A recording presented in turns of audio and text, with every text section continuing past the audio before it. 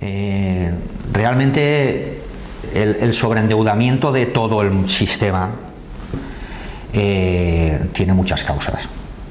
Es decir, no podemos solamente pensar de forma corta de miras que aquello, pues, de alguna forma fue, evidentemente, de los empleados de las entidades no tuvimos la culpa, porque nosotros hacemos lo que nos mandan, como todo el mundo. Supongo que a la policía no le gusta pegarle a unos niños, como pasó aquí recientemente en el Instituto Luis Vives, pero es su trabajo, y de alguna manera, pues cuando van a hacer su trabajo, pues no sé, te cambias el chip o no lo sé, y les pegas. Pues nosotros hemos hecho algo parecido. A nosotros se nos ha obligado, se nos ha amenazado, se nos ha coaccionado a vender productos como las participaciones, como la deuda y otros muchos más.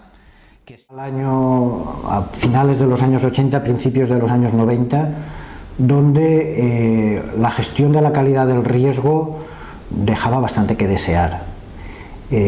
Por aquella época también el sector atravesó algunos momentos de crisis y se puso el acento en la mejora de la calidad del riesgo. Y sí que hubo una etapa en la que se empezó a mejorar sustancialmente en este aspecto. Sin embargo, la tremenda avaricia del sector y la vorágine de la situación económica que pretendía, ya saltamos a la década de finales de los 90, principios del año 2000, se entra en una vorágine económica de un crecimiento permanente, donde curiosamente, por ejemplo, en este sector, generar beneficios, un ejercicio inferiores a los del ejercicio anterior, se consideraban pérdidas.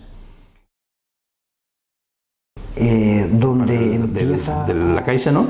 I en aquest cas, pues, tot era el fer titulitzacions dels préstecs per a obtindre més diners els que donaren més préstecs, financiació i el recurs als mercats internacionals, no? Quan estaven oberts, i la bola cada vegada es fa més grossa. O sigui, estem, diguem-ho així, inflant els balanços, donde empieza a hacerse una planificación a plazo corto, se peca de una miopía, y aquel trabajo que se había hecho de mejorar la calidad del riesgo de finales de los 80, primeros de los 90, se vuelve a perder. Y con esa miopía y con esa aceleración de querer generar tremendos beneficios año tras año, se vuelve a producir una laxitud en el control del riesgo. A todo esto hay que añadir.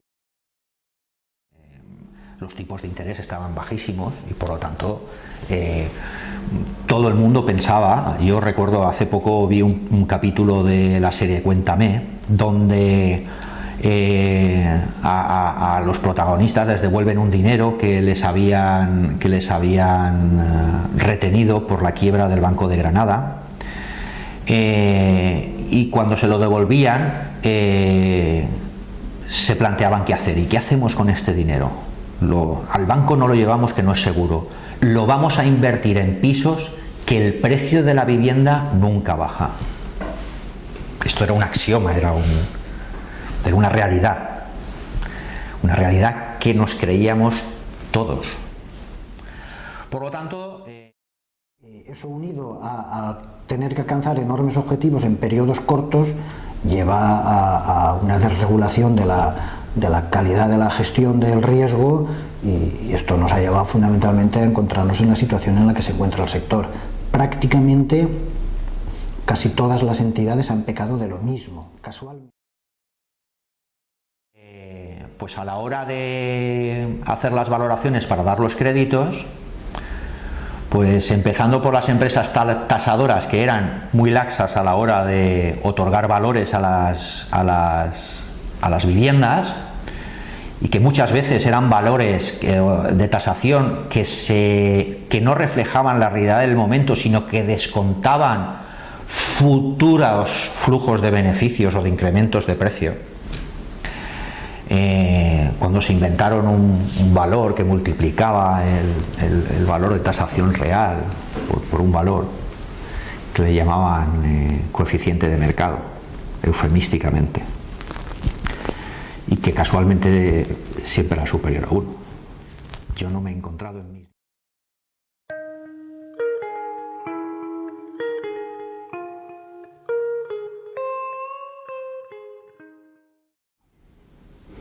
llegando muchas veces a obligar a tener consignas por parte del área comercial de que se les diera más del importe que necesitaban, y con ese importe de más contratar seguros de vida de primas únicas por unos importes brutales que generaban unos beneficios grandes, y además, si sobraba algo, contratar el producto en campaña en cuestión que estaba en ese momento. Dentro del escándalo que se organizó general, las tasaciones muchas veces estaban hinchadas, pero curiosamente nuestra entidad, aunque a nivel particular no llegaba a financiar los porcentajes que financiaban a otras entidades, al ser una entidad con mucho músculo y con mucha potencia, en las grandes promotoras inmobiliarias sí que invertía centenares de millones de euros. Ahora te has encontrado que, claro, cuando ya las operaciones pues ya no se pagan, porque, en fin, la situación está como está, pues nos encontramos con que cuando vas a sacar la tasación de un inmueble, pues la compraventa fue por 100 y a lo mejor el crédito pues era por 110 incluso, o por 120. ¿Por qué? Pues porque la tasación era 150.000 euros y el 80% de 150.000 euros eran 120.000.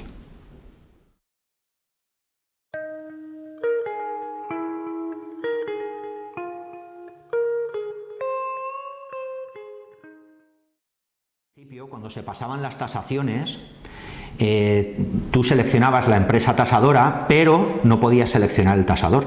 Era la empresa tasadora la que aleatoriamente te asignaba un tasador, y bueno, pues este tasador te hacía la tasación y mañana pedías otra, o ese mismo día pedías 3, y cada tasación te la hacía el mismo o no, o 3 diferentes. Una cuestión que resultaba higiénica. Porque de alguna manera pues la influencia que podías tener ante esos tasadores era menor, porque ellos sabían que pues se le invitara o no a ser más flexible, los encargos no iban a depender de quién lo invitaba, sino de la asignación aleatoria que tuviera la empresa de la forma que fuera. Esto dejó de ser así en un momento determinado. Tú disponías de un listado de todos los tasadores de cada sociedad de tasación y elegías pues al más permeable. Pues las entidades, muchas veces esto era en connivencia incluso con departamentos de riesgos y con la política comercial de las entidades, que cogían a las empresas tasadoras, y si una empresa tasadora empezaba a ponerte pegas y a valorar de una forma que los créditos no salían, pues de alguna forma, hombre, no es que explícitamente saliera una circular publicada por parte de la dirección diciendo que con estos no trabajéis, pero sí que habían mensajes por parte de las direcciones territoriales, de los directores de zona, diciendo que que con estos había que trabajar un poco menos.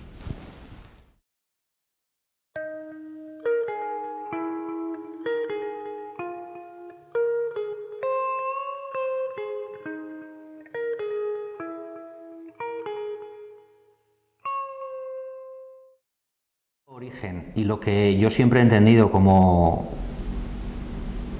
el veneno o el cáncer que se ha extendido de una manera intolerable, ha sido las retribuciones variables en nuestro sector, y sobre todo las retribuciones variables de nuestros directivos, porque en las oficinas las retribuciones variables pues nunca han sido gran cosa, salvo casos muy esporádicos.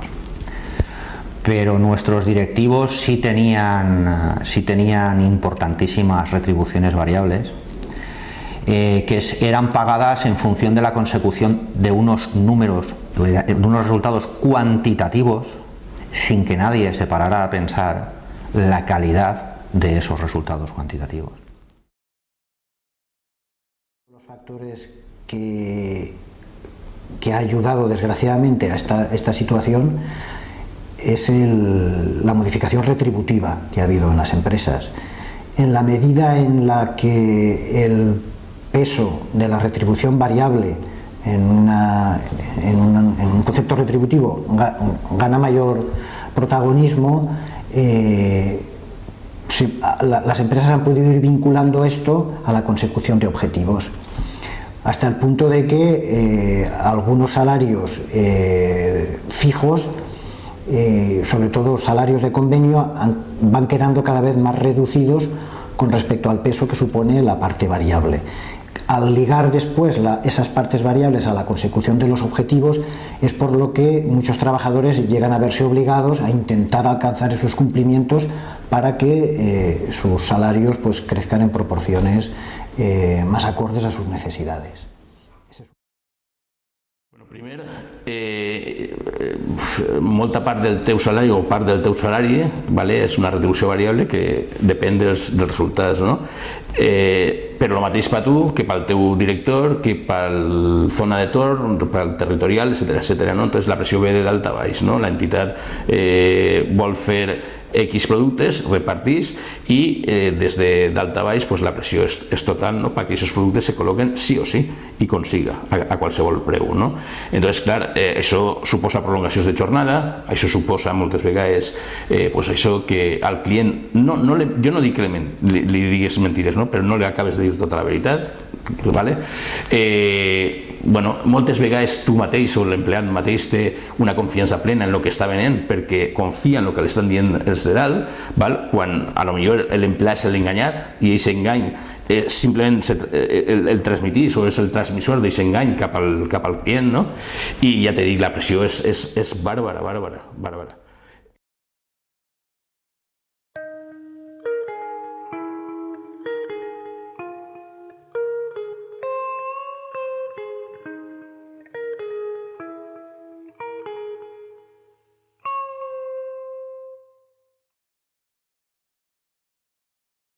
Una serie de cifras, tanto de inversión como de recursos, y a partir de aquí obtenías una retribución dineraria superior al salario y que estaba ligada única y exclusivamente a la consecución de esos objetivos. Es lo que a lo mejor pues mucha gente puede entender por bonus, ¿no? El bonus, esto era la retribución variable.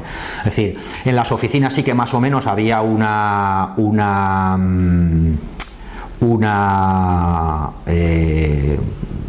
escala o una ponderación de ciertos aspectos con la cual pues más o menos tú podías saber si llegabas o no llegabas.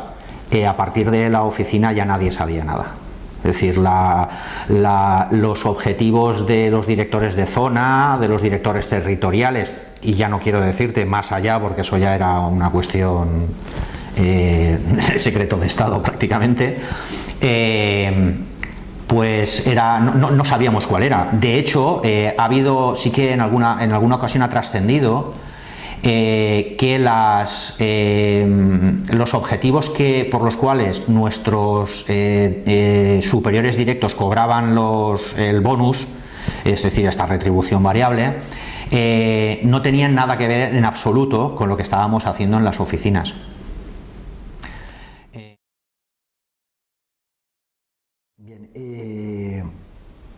Aquí hay una cuestión que, desde mi punto de vista, debe de estar por encima de cualquier otro, que es la ética personal.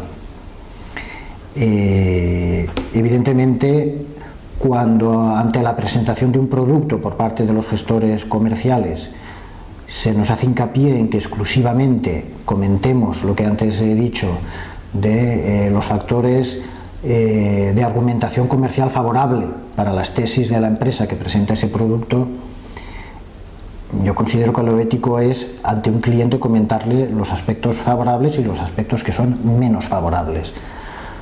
Lógicamente, el comportarse de esa forma puede incidir en que algunos clientes analicen desde diferentes puntos de vista las condiciones favorables y desfavorables y los objetivos que se consigan de venta de esos productos pues sean menores.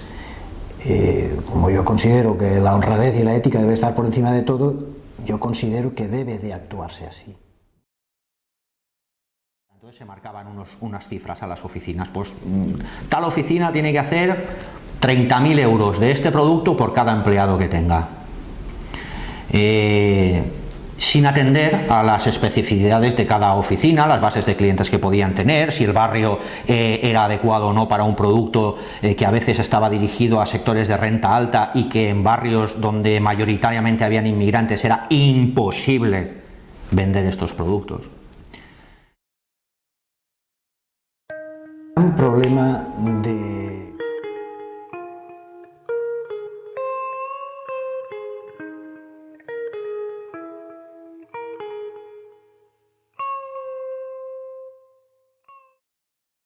triste, es muy triste y muy real. Muy triste porque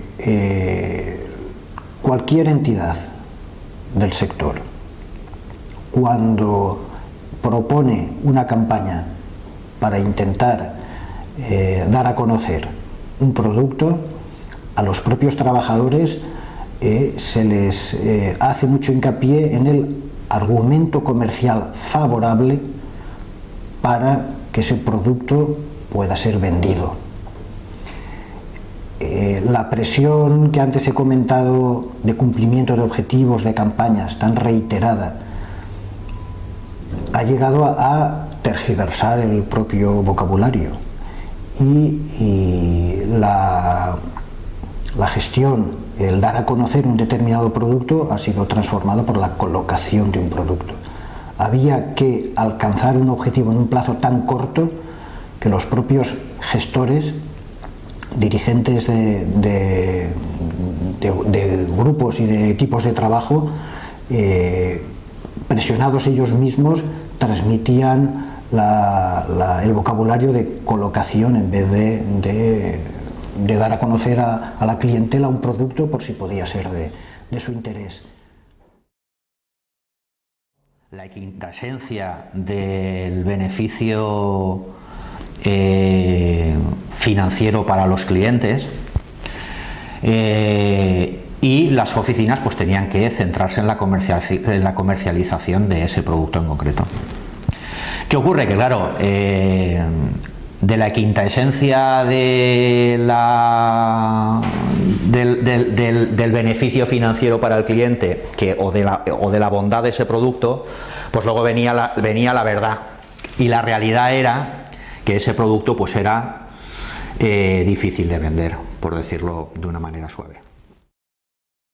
El problema de la gestión es la miopía, es decir, el funcionar a objetivos que son campañas temporales, campañas que en muchas ocasiones son campañas mensuales, campañas de periodos tan cortos, donde se tiene que intentar alcanzar unos objetivos concretos porque las entidades han adquirido unos compromisos a su vez de instrumentar determinados productos, y en base a que lo consigan o no lo consigan cobran unas comisiones mayores por alcanzar esos objetivos. Entonces la vorágine que eso produce en las oficinas y en los trabajadores es espectacular. Que sus oficinas llegaran a la suma de ese cupo que le habían puesto, pero es que además ellos, en su afán de querer cobrar más objetivo, más retribución variable, y en su afán de ser más que nadie y de medrar en la empresa, pues trasladaban esos objetivos muchas veces multiplicados.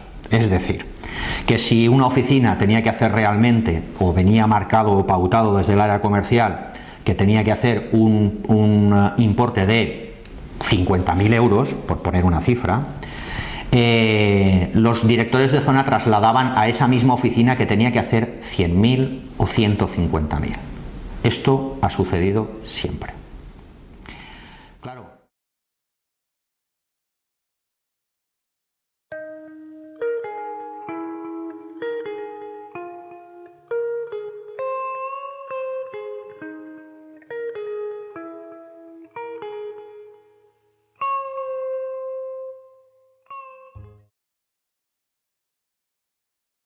Claro, entonces empezaban las presiones. Presiones intolerables. Presiones que se saltaban no ya la ética profesional que se requiere a cualquier directivo de cualquier entidad, incluso de cualquier sector, me atrevería a decir, sino en muchos casos hasta las más mínimas reglas de ética personal, incluso de honestidad. El trabajador sería mucho mayor, con todas estas condiciones que estamos comentando de presiones, de objetivos, de cumplimientos de campaña, de señalamientos, de atosigamientos, de correos continuos, de que quedan 2 días y no llegas a alcanzar el objetivo que tenías planteado. El trabajador siente un atosigamiento y un estrés y una poca valoración de su autoestima profesional, que yo creo que es totalmente contrario a lo que debería de plantear. Una pressió que a més juga en contra de tu si no complissis els objectius, perquè el teu lloc de treball també està en perill, no?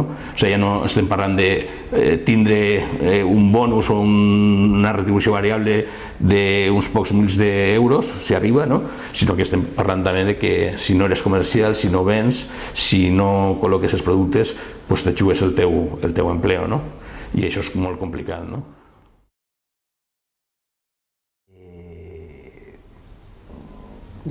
Se encuentra desencajado. Es decir, es imposible a lo largo de un año tener que abarcar decenas de campañas para colocar determinados fondos, determinados planes de pensiones, tarjetas, hipotecas, un montón de productos que hay con unos plazos tan cortos y con unas exigencias tan elevadas. Eso genera una situación de estrés y una situación de...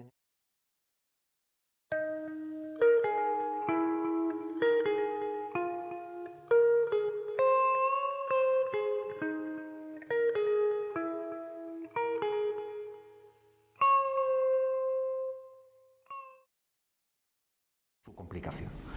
Pero en principio computaban una parte como capital de las propias entidades y por lo tanto ayudaban a mantener una solvencia y a que las entidades tuvieran una solvencia, tanto que se habla ahora de solvencia. Bueno, y por otra parte era deuda, y era deuda porque tal vez en las participaciones preferentes no era el caso, y las primeras emisiones de deuda subordinada tampoco era el caso porque solían ser perpetuas.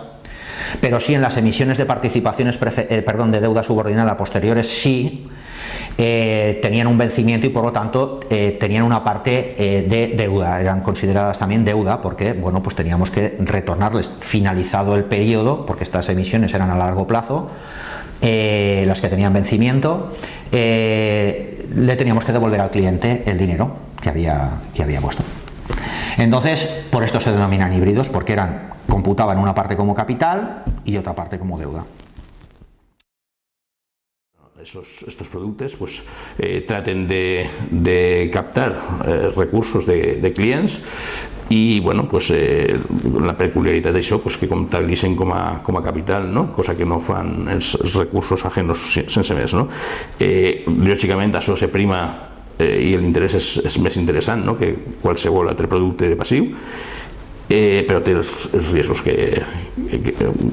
uns riscos inherents. És cert que mentre que en la meva entitat, en Bancaixa, funciona el mercat secundari, doncs tot anava com tocava, no? És a dir, un client de Jerez de la Frontera volia vendre 100.000 de la dècima emissió de subordinades i un client de Basauri pues, resulta que volia comprar-les, no? I casaven les operacions i efectivament aquest mercat anava prou dinàmic, no? Però en un moment donat se va tancant aquest mercat, les oficines es comencen a tindre ordres de venda que no poden casar, ¿vale? La pressió és molt gran, la pressió sobre la plantilla és molt gran, de casar, clar, En su día estos productos tenían unas condiciones, cuando se emitieron en el mercado primario, tenían unas condiciones extraordinariamente buenas durante un periodo determinado de tiempo. Es decir, el gancho de este producto era, por una parte, un tipo de interés mucho más elevado que los precios de los productos de pasivo tradicionales que se podían obtener en ese momento a través de las redes de oficinas, tanto de las cajas como de los bancos como de las cooperativas de crédito. Y por otro lado, ofrecían una seguridad que, o la seguridad con la que se vendía era, hombre, cuando te preguntaba un cliente, hombre, ¿que esto es seguro? Y tú decías, hombre, como no quiebre la caja.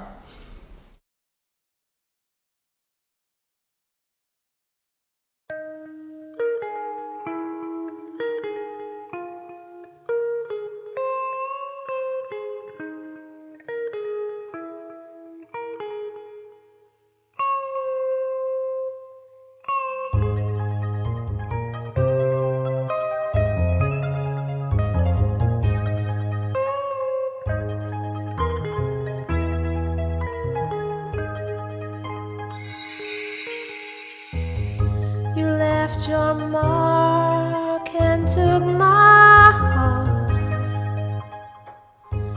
Now I'm lost in the dark. You won me round, swept my feet off the ground. Now I don't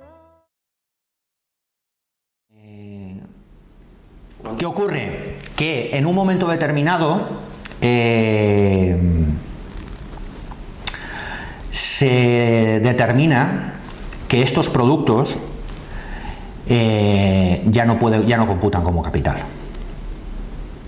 Es decir, a este producto híbrido se le despoja de esa categoría.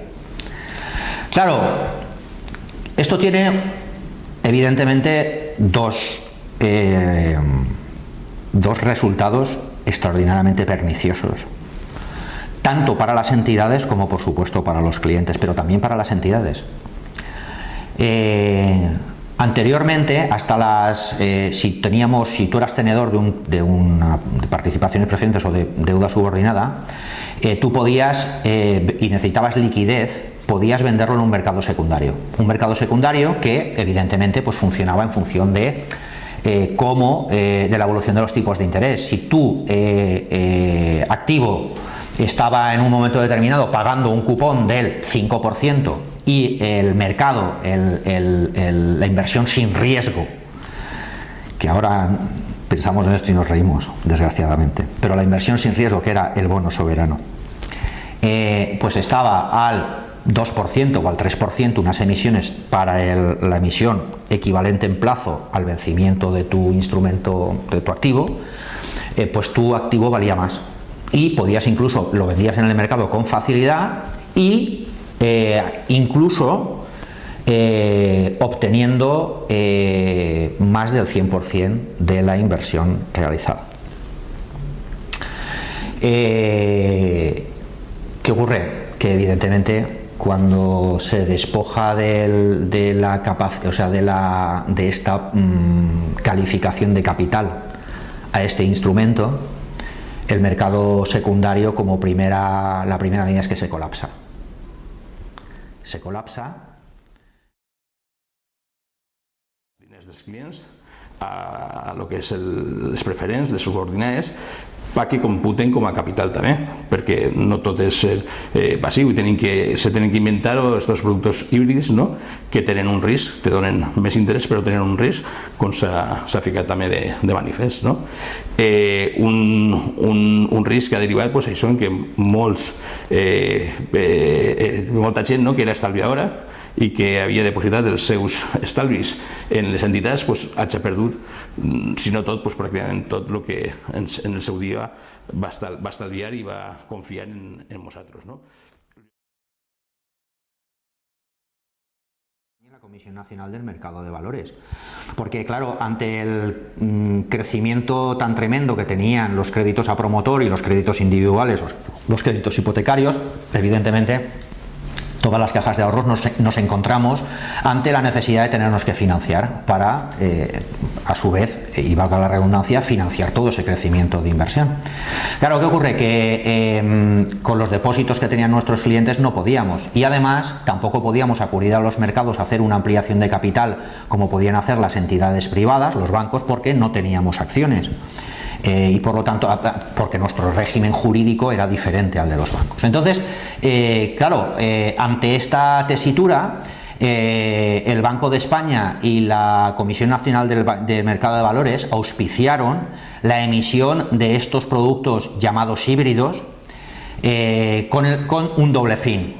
Primero, que nos financiáramos y que pudiéramos continuar inyectando ese crédito de forma tan salvaje en el sector inmobiliario, y por otra, y dentro de una ortodoxia financiera neoliberal, pues el grito era, y la consigna, que las cajas nos sometiéramos con esto a la disciplina del mercado.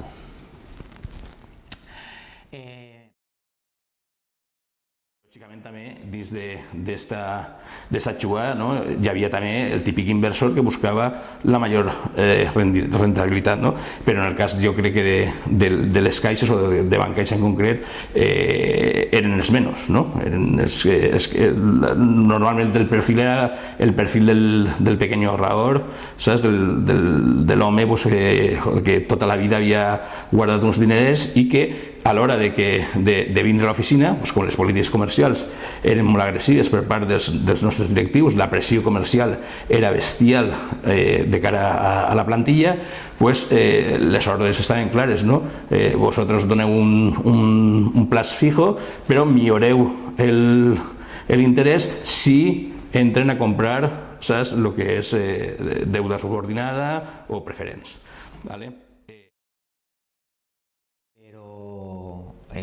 Con el fin de dotar de liquidez al mercado secundario, se obligaba a las oficinas a comercializar indiscriminadamente estos productos.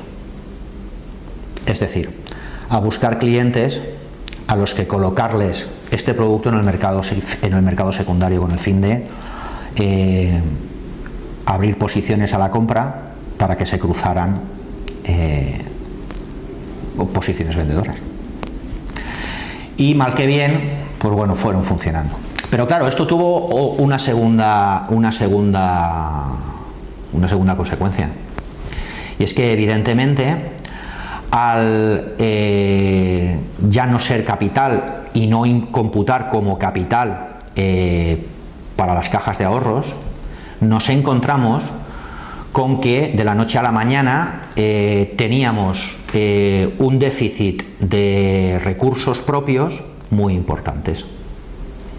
Es decir, esto, para que nos entendamos un poco, para que una persona que no sea del sector nos pueda entender, esto es como si salimos a jugar un partido de fútbol, de repente el contrario nos mete un gol con la mano y el árbitro lo da por bueno, y cuando vamos y le protestamos nos dice que es que ha cambiado las normas. Pues esto es lo que ha sucedido. Estàs matant-lo ja, perquè ja li queda poc marge per poder eixir d'ahí. O sea, un client pot vindre i dir, no és que vull comprar o tu col·locar-ne, no? Però en aquest moment ja sabien tots com anava a acabar el tema, ¿vale? Entonces, poc a poc se va complicar fins que arriba un moment que se tanca tot, no? En aquest moment és quan el Banc d'Espanya, la Comissió Nacional del Mercat de Valors, jo crec que han tardat molt en donar una solució que jo penso que encara no se l'ha donat, no? De la noche a la mañana nos la cambien, pues es lo que ha supuesto que muchas entidades tuvieran déficits importantísimos y por lo tanto tuvieran que acudir en su momento al Estado para que se les hiciera una primera inyección de capital, porque de lo contrario pues no se cumplían los requisitos mínimos exigidos de capital, o sea, de recursos propios, sobre activos totales de las entidades, y entonces entraban en causa de intervención. Esto, lejos de mejor, esto claro, evidentemente provocó más de lo primero, es decir, mucho más nerviosismo por parte de la gente, muchas más posiciones vendedoras por parte de los tenedores de las participaciones preferentes que no se habían enterado todavía de lo que pasaba, y el colapso total y absoluto del mercado secundario, porque el Banco de España, la Comisión Nacional de Mercado de Valores, indignadas por lo que ellos crearon, pues tomaron cartas en el asunto y cerraron la posibilidad de que hubiera mercado secundario. Y por lo tanto, el momento que se vivió es de absoluto colapso, es decir, el que tenía...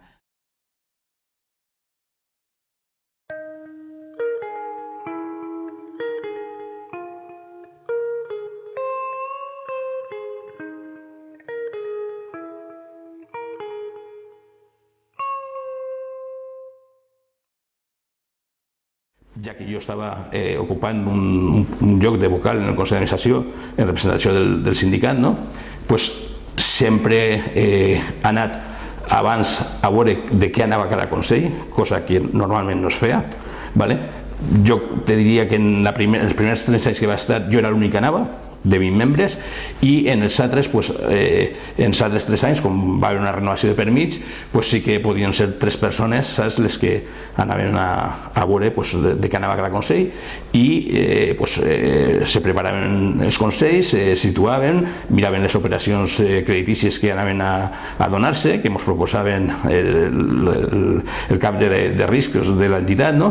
I si teníem dubtes o teníem una predisposició en contra de l'operació, ja ho manifestaven i miraven el tema, no? I jo crec que aquesta ha sigut una circumstància que no s'ha donat. No s'ha donat perquè allí sí que intervé la política, els polítics ocupaven llocs i pràcticament ho tenien controlat en un sentit o un altre, no? La gent estava còmoda, cobrant unes dietes de forma còmoda, i el que me diguera, saps, el que m'ha col·locat així és el que me valia, no me feia falta ni anar a veure res, ¿vale? Ernesto parla molt bé i Ernesto diu les coses com toca, però a l'hora de votar vota el que m'ha dit, saps, el que m'ha col·locat així, en el que confia, el que me col·locarà de nou d'ací 6 anys quan se m'acabe el pla, saps? Gestión pura de banca, el haber conocido los entresijos del funcionamiento de una multinacional, pues no me ha aportado absolutamente nada novedoso en cuanto a calidad de gestión de lo que es la banca. Quiero con esto decir que yo considero, esto lo he comentado con muchos compañeros, que en cuanto a gestión la banca nacional aquí en España no tiene nada que envidiar a grandes grupos internacionales. Consell d'Administració, i jo tinc molt clar què és el que ens ha passat, no? Jo crec que el problema ha sigut l'expansió per part de Bancaixa, de l'entitat en la que jo treballava, l'expansió per tot el territori nacional i al voltant única i exclusivament del taulell. Nosaltres, a diferència d'altres entitats, com podia ser la Caixa, que estaven ja situades en el seu moment, iniciem a principis de l'any 2000 una expansió molt forta per tot el territori nacional i es comencem a obrir oficines en diferents poblacions i aquí busquem els promotors, busquem els promotors i busquem el negoci fàcil, que en aquest moment era el negoci del taulell. Una parte no está,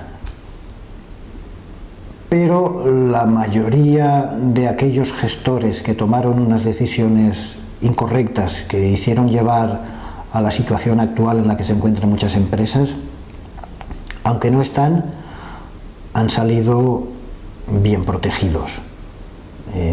La mayoría de altos ejecutivos de las entidades suelen tener contratos blindados y las indemnizaciones que perciben en algunos casos son auténticamente escandalosas.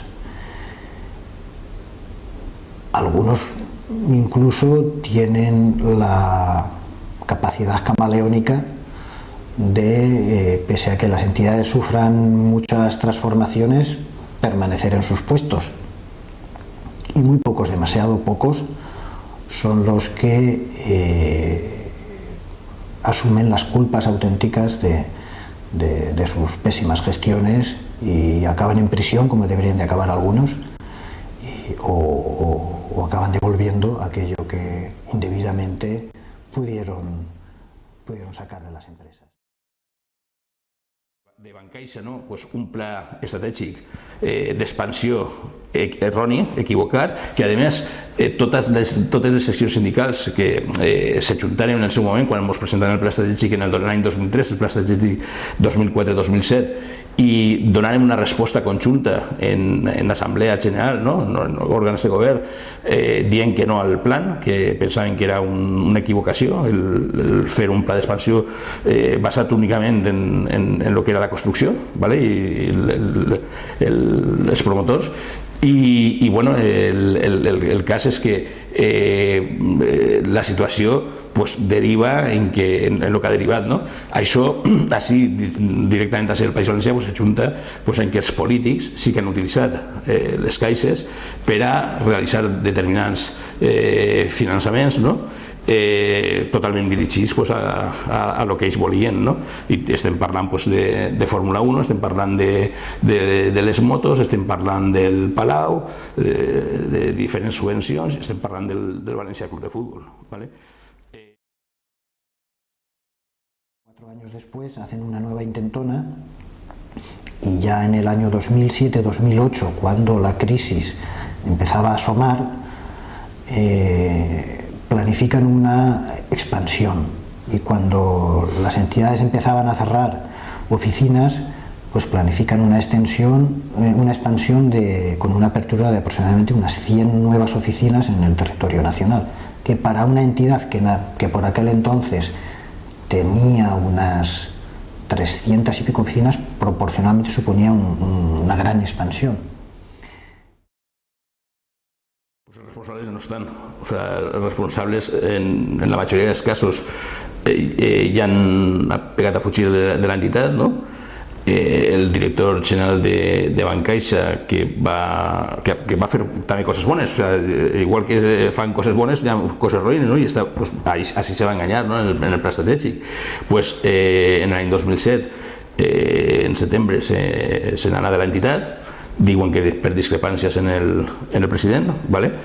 El president, que és José Luis Olivas, pues, ja sabem que, bueno, que l'han responsabilitat de diverses històries relacionades amb Bankia, en la seva eixida de bolsa, bueno, pues, estan declarant en jutjats, no? I el director general que va substituir a l'anterior, pues sí que continua.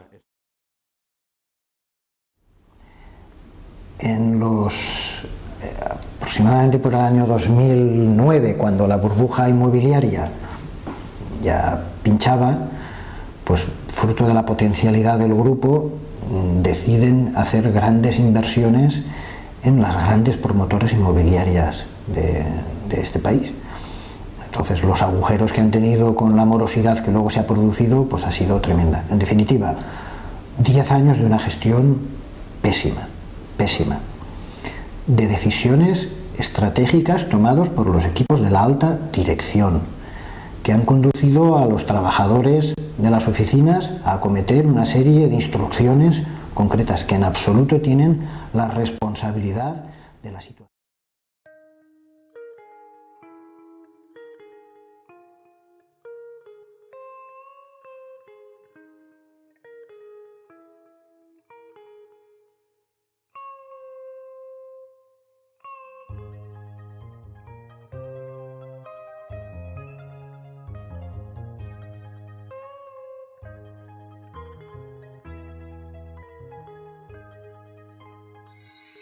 Una directiva que obligava a les entitats financeres, no?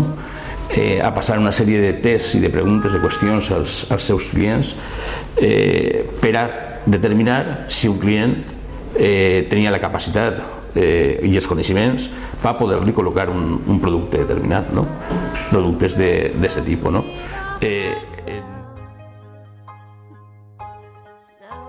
que hemos vivido por encima de nuestras posibilidades, no.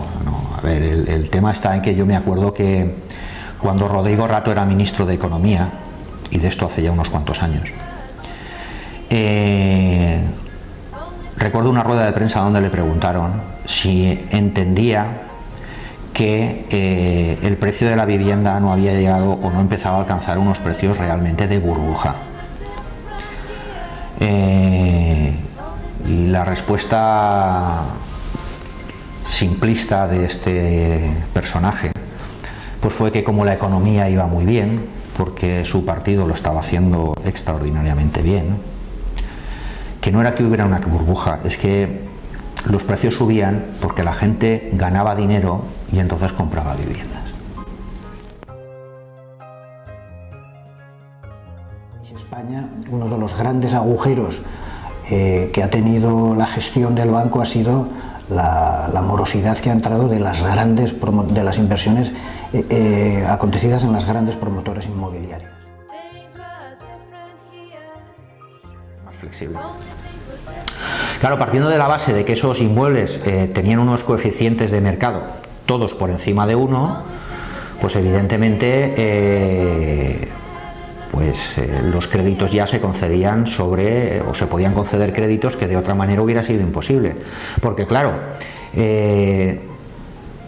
las entidades solemos reconocer poco, que tenemos poco crédito concedido a más del 80%, pero claro, de tasación. Y en aquella época, en su planificación, intenta estar en lo que ellos denominaban el top 5 de la banca nacional aquí en España.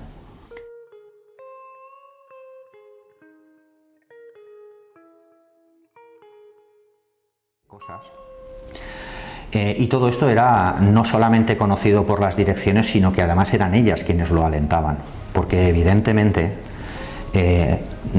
a nadie se le ocurre hacer estas barbaridades por sí solo.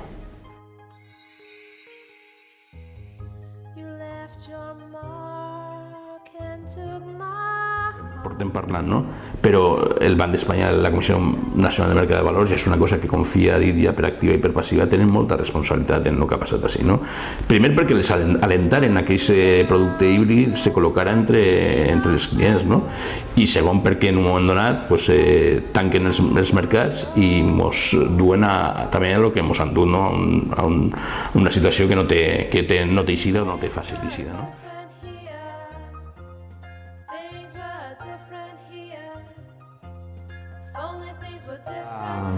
Del crecimiento del ladrillo, de donde se creó la burbuja inmobiliaria, las políticas a riesgo de todas las entidades venían a ser las mismas. Es decir, había que dar crédito como fuera, había que crecer como fuera.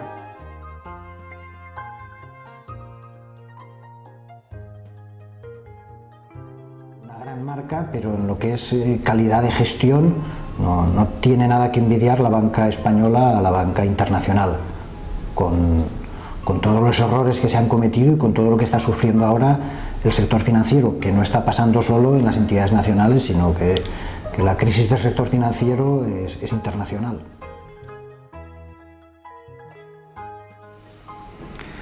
Y estas son unas pocas de las realidades que hemos vivido en el sector, pero todas ellas nos han venido impuestas por los virreyes en los que se habían convertido directores comerciales, directores territoriales y directores de zona que muchas veces creían que iban a heredar el puesto del director territorial cuando fueran mayores.